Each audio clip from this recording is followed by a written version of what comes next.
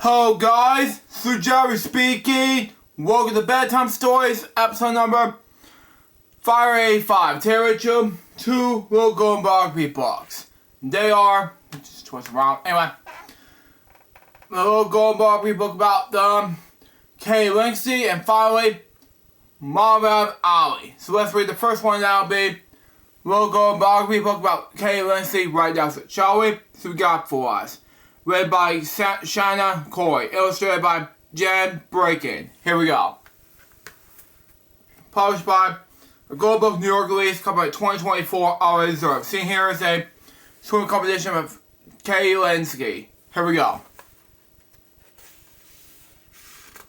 Wow, and she was cutie, by the way. Anyways, she was one of the greatest swimmers of all time. She was a record setter, world champion, and Olympic gold medalist. Wow, okay. Some people call her the greatest athlete in the planet. Wow. Kay was born Kathleen Gary Linsky on March 17, 1997, Washington, D.C. Wow. She grew up in Birmingham, Maryland, with her mother and father and her biggest brother, Michael. Wow. Greatest one of all time, I guess. Next page. Anyways, swimming was important in Kay's family. When her mother was a little girl, her sisters fell into water on vacation and almost drowned. After that, all the children in the family learned to swim. Wow, okay. When Kay's mom grew up, she taught her kids how to swim as well. What happened to start? Kay loved the water. Wow, okay. When Kay was 6 years old, she and her brother signed up with the summer swim league called the Prosperous Parties. Okay? They loved it so much, they were soon swimming and racing all year round. Wow. Good enough, I guess. Makes sense anyway, so there you go on that, even though it's cute as a button, I guess. For kids and anyway. Next page. Anyways.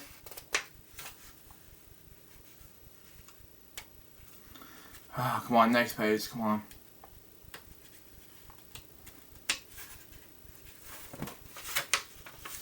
Anyways, from a young age, Kay loved a challenge. She wiped out goals, how fast she was, wanted to swim, and everything may seem difficult at first. Kay kept trying until she reached her goal. Wow, okay. Kay went competing out of the water. She also enjoyed playing basketball and soccer. Swimming was her favorite. Wow, okay. No matter what the sport, Kay liked to win, but that doesn't stop her from always being a good teammate. She cheered her friends' successes as well as her own. Wow, okay. Makes sense anyway, even though it's a great idea at least anyway. There you go on that. Next page. Anyways. Well, that was a computer desk anyway. Anyway, move on. Next. Kay worked hard to be the best swimmer she could be. She woke up early to practice before school. Many days she swam again after school as well. Swimming used a lot of her energy. Kay ate peanut allergic. Sorry, yuck. And toast and the banana on the way just to pool and drank chocolate milk after practice to keep up her strength. Yeah. Anyway, Kay's coach helped her learn a new stroke called the Gallagher lobing stroke. Okay? It was a freestyle technique where one arm strokes harder than the other. This style helped her swim even faster. Kay kept practicing, and when she was in 8th grade, she had this new goal for herself to make it to the Olympics. And that's what she did. To make more sense anyway, even though she's cute as he should be. Next page. Anyways, it wasn't long before she achieved that goal. In the summer 2012, my brain malfunction year, Kay earned a spot on the U.S. Olympic team. She had the Olympic Games in London, England. She's only 15 years old, the youngest member of the year's U.S. team. Wow. I knew if I could put my mind to it, I could do it. London 2012, which is one of the worst Olympic years in my lifetime. Sorry. Most people didn't expect Kay to win. But Kay didn't focus on whatever people thought. She dove in the water and quickly took the lead. The crowd couldn't believe it. No. Sorry. Kay did not only win the Olympics gold medal in the women's 800-meter freestyle. She won in more than 4 seconds above the 23-year-old U.S. record. Wow. I'm sorry, but nah. Next page. Anyways, Kay was an Olympic gold medalist. But she was a high school student. When she wasn't swimming, she just spent time with her family, did homework, and played board games. Yeah. Anyway, she went in the movies with friends and volunteered to help others. Okay. Good enough, I guess. So they go on that anyway. Next page. Anyways. Over the next few years, Kay set record after record. She won long races and short races. And Kay didn't just win. She won by a lot. Soon she wasn't just breaking other people's records, she just breaking her own. In 2015, Kay graduated high school. That same year, she also won every single freestyle race at the World Championships. No one ever had done that before. People call it the Legacy Slam. I'm sorry, but you call it like that. It's 2012. Brain malfunction year. It needs to be fixed immediately. Anyways, London 2012. Get your facts straight. Next page. One of the worst years ever, 2016. 2016, Kay won the Olympics in Rio de Janeiro, Brazil. The pair, Kay trained hard. She swam 6 days a week, over twice per day. Kay again won the 800-meter freestyle race. This time, she beat her own record by almost 12 seconds. No. Okay, Kay ran for Rio for 4 more gold medals and 1 silver.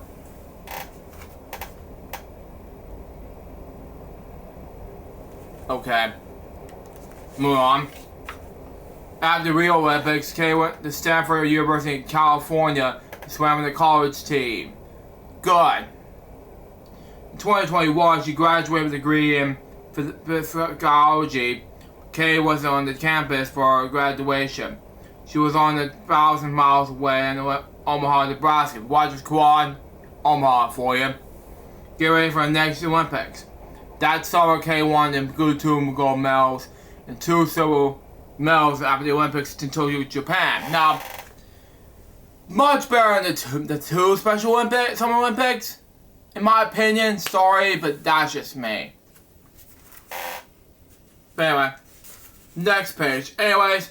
More than 10 years after she provides the world with the Olympics, that boring. Kay is still going strong. In July 2023, she won the 800-meter freestyle at the World Championships, became the first woman in history to win the same World Championship in ever 6 years in a row. Okay? Good enough, I guess, because it's supposed to be mixed up between the two things. But this 2021 is better, in my opinion.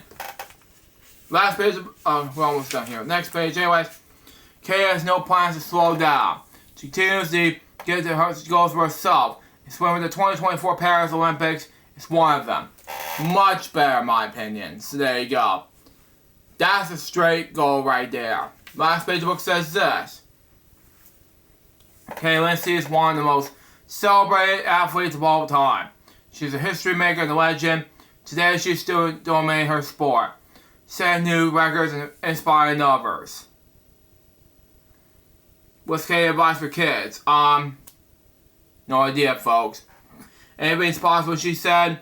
So keep working hard and follow your dreams. We'll figure out, Kay. Figure this out. So is Kay Lindsay, Little Golden biography book. What I think about this book, very catchy per se, so far this book, it was mainly a successful one. Bits and pieces. Anyway, last book I read is a Little Golden biography book about, Muhammad Ali. So let's read it out, shall we? So we got for us. Written by Frank Burroughs, illustrated by Ken Daly. Here we go.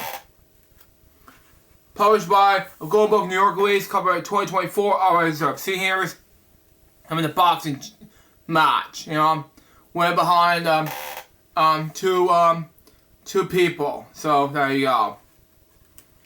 Anyways, he was born Carlos Morris Clay Jr. in Louisville, Kentucky on July 17th, 1942. His father, Carlos Morris Clay Sr., painted memorials and billboard signs for local stores and businesses. His mother, Anya Clay, worked as a clerk and maid. Younger brother, Willie, completed the family. Okay? I don't have to do next, but that's just me, of course. At least do something about boxing history. Next page. Anyways, Louisville, Kentucky was saturated in the 1940s. White and black people couldn't live in the same neighborhoods, couldn't go in the same schools, or shop in the same stores, and black people were only allowed to sit in the back in the buses. Wow. For the one very young age, Kaz knew when he wasn't welcome to everyone to see went. Wow. Nevertheless, Kaz and Bowie had a happy childhood. Their parents worked hard to provide them with a loving home and family. Okay? Very catchy, I know, I guess. At least do something about it. Okay? Next page. Anyways, when Claudius was 12 years old, he and his friend rode their bikes in the town. When it's time to head home, Claudius discovered his bike had been stolen. Yeez. Claudius was heartbroken. He loved his bicycle.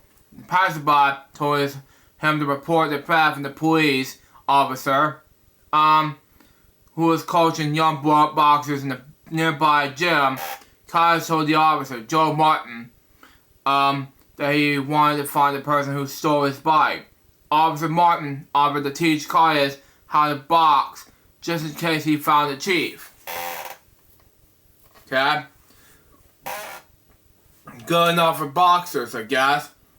It's just like a difference of the whole thing. Next page. Anyways, before long, Claudius was a regular at Columbia Gym. When the gym was closed, he worked out in the nearby community center with another trainer named Fred Storr. Both trainers helped Claudius develop his speed and style in the ring. Wow. At first, Claudius was a good boxer, but was a good hard worker. He was a very confident and often bragged about how one day he would be the best fighter on the planet. Wow. All Claudius' hard work paid off. By age 16, he would win 6 Kentucky Golden Gloves and 2 National Golden Glove titles. Wow. Okay? That makes more sense anyway, so there you go. At least do something about it, so we're gonna make a choice about it. Next page. Anyways, Claudius next began training for the 1960 Olympics in the Rome Alley. Good off. The young boxer easily made the Olympics team in Rome. Claudius was friendly with athletes from all around the planet. All globes with that. He was popular. He became known as the mayor of the Olympic Village, place where athletes live during the games. Wow. Claudius used his fast feet and had to beat talented boxers from Belgium, Russia, Australia, and Poland. He won the Olympic gold medal in boxing. Wow. Good enough makes sense anyway.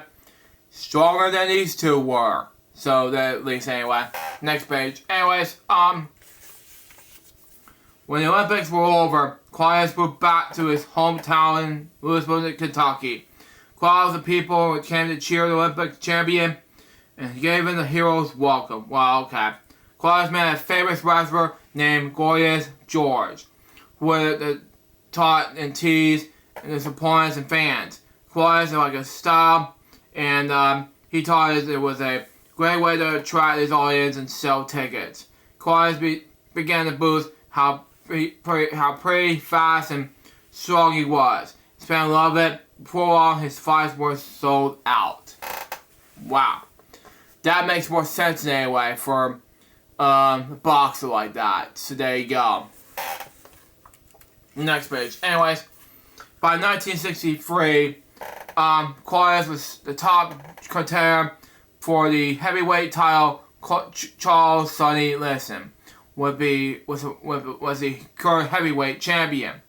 Qualis will have to beat him and would become a new champ. I'm the greatest. Wow. Flow like a butterfly, stung like a bee. Wow. But Qualis talking about his fast feet, powerful punches. Sonny Liston was a tough fighter. No one thought Qualis to win. Incredibly, he beat Liston and in just 6 rounds. 22-year-old Qualis was now the heavyweight champion of the planet. He would even defeat Liston again 1 year later. Wow, that is a good idea. It's Muhammad Ali, ladies and gentlemen. So there you go. Next page. Anyways, so after the first Liston fight, Qualis announced he would become a Muslim and join the Nation of Islam, Malcolm X. Wow. Who spoke out against racism and equality in America. Wow. Who was a well-known member of the Nation of Islam. The two men became friends. Oh my God. Qualis began to speak out against racism as well. As a sign of the growing faith, he has changed his name to Muhammad Ali. Wow, okay.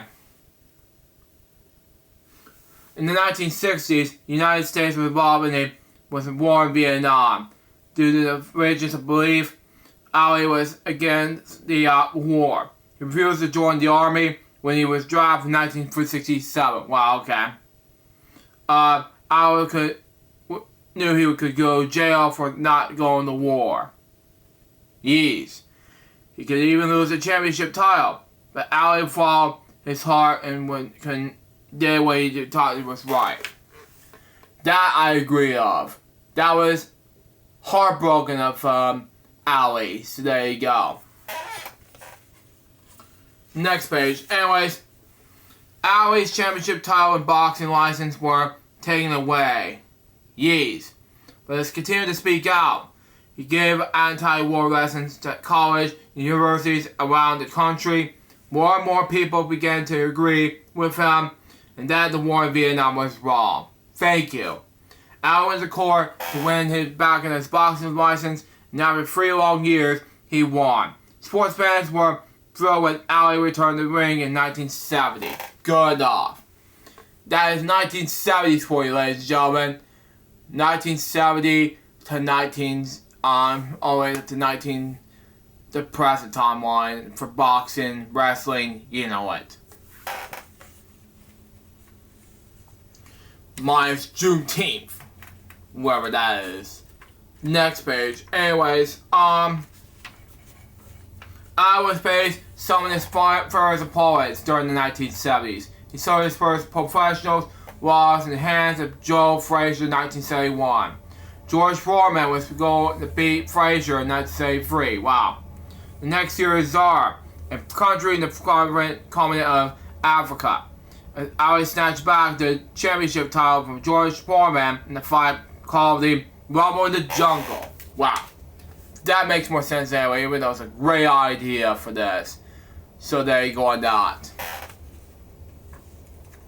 Next page. Anyways, Ali eventually lost the championship to Leon Spinks in 1978, but the young boxer wasn't champ for long. Iowa came back the same year and beat Spanx. Wow. Win the championship for the third time. First in the boxing history. But his biggest battle was yet to come. In 1984, I was diagnosed with Parkinson's disease. A disease that affects a person's ability to control the muscles and movement. I was furious to fight and raise awareness. Money is in search for the care of disease.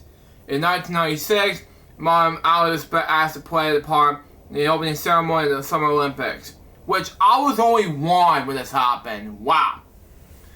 In Atlanta, Georgia, he accepted the quest and probably lifted the Olympic flag. 3 million people like me, only like me, you know, around the world watch. I was wearing diapers and a shirt while watching this happen. So that was basically me. In 100 years of Summer Olympics, that was me in diapers. So, and yeah, 1 year old. I'm wearing T-shoes or tennis shoes. I don't know how to tie shoes in the time, so that makes more sense. Because I have to make more sense when, I was only one, so don't ask me why. Last page of the book says this. Muhammad Ali passed away on June 3rd, 2016. He was an amazing athlete and analyst who overcame incredible odds to become an heavyweight champion of the planet. His actions both inside and outside the ring continue to inspire people today. That's why Muhammad Ali will forever be known as the greatest of all time. And that's what he is. So there you go with that. That's what he is. So that was Muhammad Ali, a real good book biography. When I think about this book, it was just an amazing book to read. Much better than this book. Bits and pieces. So far, this book was a success. That was Bedtime Stories episode number 585. Hope you enjoyed. So it's going to be Bedtime Stories episode number 586, which will be about 2 books. A little book biography about Lionel Messi, the soccer player, and finally, a little book about Inside Out. Now my excuse me, I gotta edit this episode and get ready to make at least post on social media, upload to YouTube, and I gotta make boring jokes for episode 51 for you guys. And after this, bits and pieces, I'm gonna go ready for bed because after this I'm gonna go bowling and go to the movie to go see the first Lion King, and I'm gonna have to get ready to call my dad, and I'm gonna get ready for make some more YouTube videos for you guys. Till next time, this is Joseph, my favorite. You can put this and say out. See ya.